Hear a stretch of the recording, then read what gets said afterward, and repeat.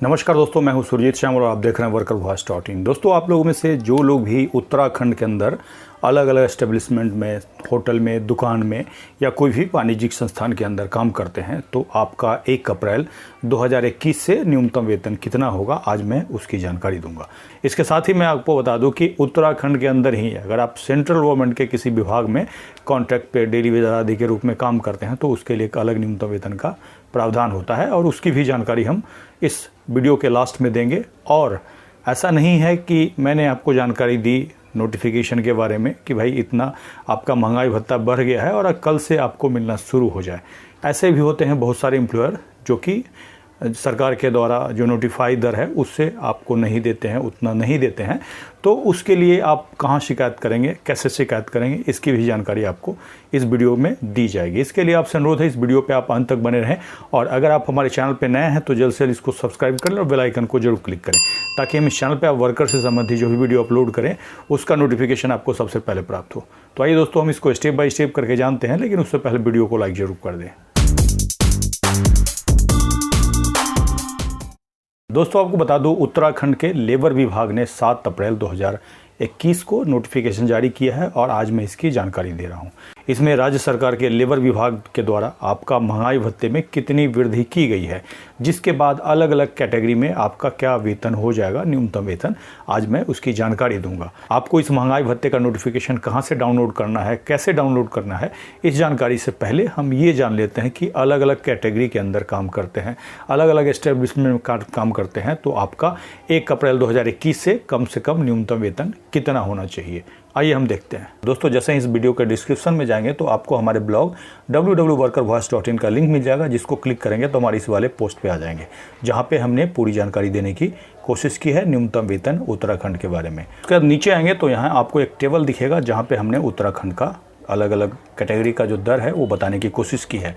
यहाँ पे इन्होंने अलग अलग कैटेगरी को 2 क्लास में डिवाइड किया है। एक तो जो 1 लाख से अधिक आबादी वाला शहर है, जहाँ पे एडल्ट जो लेबर हैं उनके लिए दर यहाँ पे बताया हुआ है, और दूसरा जो शेष राज्य का अन्य भाग है, और यहाँ पे अलग अलग कैटेगरी है, आप देख सकते हैं।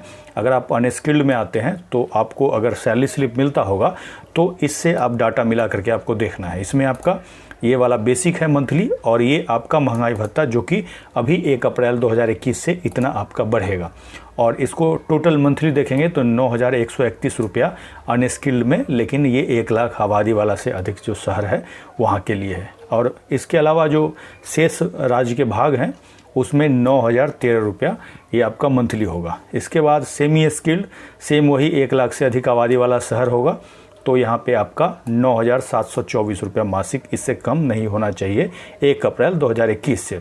उसके बाद शेष राज्य के अन्य भाग में सेमी स्किल्ड में ही 9,588 रुपया। इसी प्रकार स्किल्ड में आते हैं उत्तराखंड के अंदर 1 लाख से अधिक आबादी वाला शहर है आपका, तो यहाँ पे आपका 10,318 रुपया, इससे कम नहीं होना चाहिए। स्किल के अंदर ही शेष राज्य के अन्य भाग्यों के लिए 10,170 रुपया। यहाँ पे कलर्कियल में है, कैटेगरी 1 में इन्होंने 1 लाख से अधिक आबादी वाले शहर के लिए 11,320 रुपये फिक्स किया है, और इसी में कलर्कियल कैटेगरी 1 में ही राज्य के शेष भागों के लिए 11,128 रुपया। उसके बाद कलर्कियल कैटेगरी 2 में 1 लाख से अधिक आबादी वाला शहर में आपका 10,572 रुपया, इससे कम नहीं होना चाहिए। और कलर्कियल कैटेगरी 2 में राज्य के शेष भागों में 10,411, इससे कम नहीं होना चाहिए।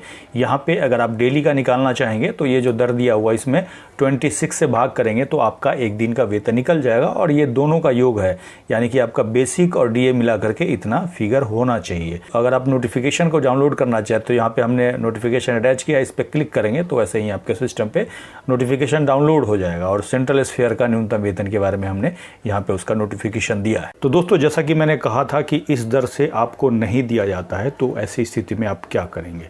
तो इसके लिए आप अपने एरिया के लेबर कमीशन ऑफिस में लिखित शिकायत कर सकते हैं, और जितना आपको कम न्यूनतम वेतन दिया जा रहा है उसके 10 गुने हर जाने की मांग कर सकते हैं। आपसे अनुरोध है या फिर एक सजेशन है, सुझाव है कि जब भी आप कंप्लेन करें लिखित में करें, और उसका रिसीविंग जरूर लें, क्योंकि आप रिसीविंग लेंगे तभी जो कंसर्न अधिकारी है, संबंधित अधिकारी है, वो कार्रवाई करेगा। और अगर आपको रिसीविंग नहीं दे लेबर विभाग का अधिकारी, तो आप क्या करें, अपने कंप्लेन का ही एक कॉपी स्पीड पोस्ट से उसके पते पे भेज दें। और उसका जो स्लिप मिलता है उसको संभाल करके रखें और कंप्लेन का एक ओरिजिनल कॉपी, मतलब ओरिजिनल आपका साइन किया हुआ कॉपी अपने पास रखें, ताकि फर्दर जब आपको बुलाया जाएगा उस समय आपके पास एक रेफरेंस के लिए डॉक्यूमेंट होना चाहिए। इसके बाद जैसा कि मैंने बताया था कि आप उत्तराखंड में ही सेंट्रल गवर्नमेंट का कोई विभाग हो गया, जैसे रेलवे हो गया, पोस्ट ऑफिस हो गया, कोई नेशनलाइज बैंक है जैसे कि स्टेट बैंक हो गया, पंजाब नेशनल बैंक हो गया, उसके अलावा और भी सेंट्रल गवर्नमेंट के कोई विभाग, कोई पीएसयू है जहाँ पे आप contract worker, outsource worker, daily Vaser आदि के रूप में काम करते हैं, तो आपके लिए चीफ लेबर कमिश्नर सेंट्रल के द्वारा एक नोटिफिकेशन निकलता है जिसको कि सेंट्रल स्फीयर का न्यूनतम वेतन कहा जाता है। और वो अभी अप्रैल वाला नहीं आया है, लेकिन अभी जब तक वो नोटिफिकेशन नहीं आता है तो अक्टूबर 2020 में जो जारी हुआ था उसके हिसाब से आपको मिलेगा।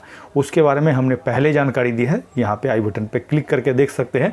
इसके साथ ही मैं नीचे वीडियो के डिस्क्रिप्शन में भी उसका लिंक दे दूंगा। दोस्तों, आपसे अनुरोध करूँगा इस वीडियो को अधिक से लाइक करें और अधिक से अधिक शेयर करें ताकि अधिक से अधिक साथियों तक ये जानकारी पहुँच पाए। इसके साथ ही विदा लेता हूँ, जल्दी एक नई जानकारी के साथ मिलते हैं। धन्यवाद।